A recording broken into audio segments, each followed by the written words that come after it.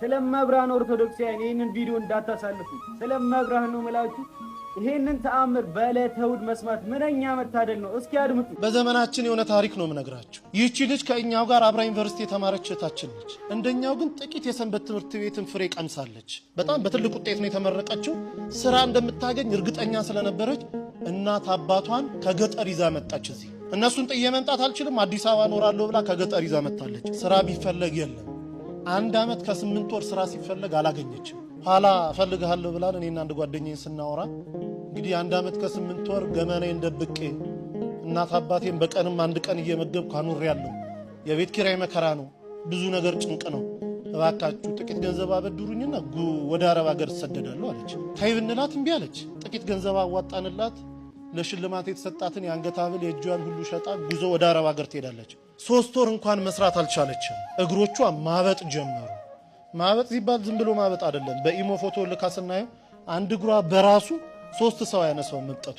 ሆስፒታል ስትመላለስ ቆይታለች። ዶክተሩ የመጨረሻ ያለውን ሪዛልት ሲሰጥ ሰውነትሽን ካንሰር የሚባል በሽታ ተቆጣጥሮታል አለ። ከቻልሽ የእኛን እስልምና ተቀበይሽ አዳያዥ ከኛ ጋር፣ ካልሆነ ግን ወደ ሀገርሽ ሂጂ። የማያምን ሰው በሀገራችን የመቃር ልማድ የለንም አሏት። እነሱ ተማምኖ ሞት አውጀውላታል። ዶክተሩ 2 ቀን ቀርቶሻል ብሏታል።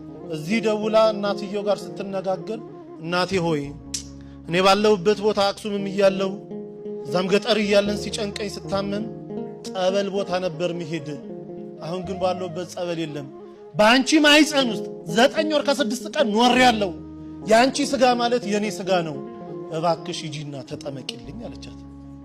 የተልኮ ጥምቀት ማለት ይሄ ነው። ሂጂና ተጠመቂልኝ፣ በአንቺ ስጋ እመቤቴ እኔን አጥምቃት ትፈውሰኛለች፣ አምናታለሁ፣ ሂጂ አለች።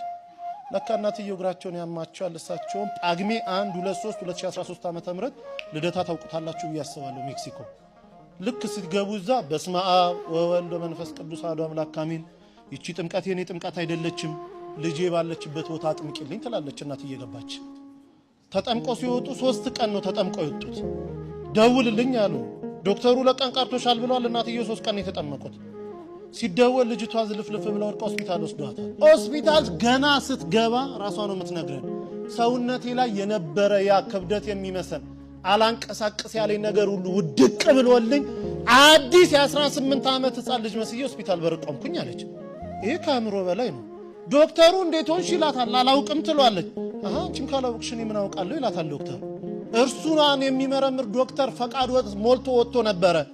ከሄደበት ቦታ የ6 ሰዓት መንገድ ነርቶ ተመልሶ ሕክምና ገባ። ልጅቷን አምጡ ይላል። ይሄው እኔ ነኝ ትላለች።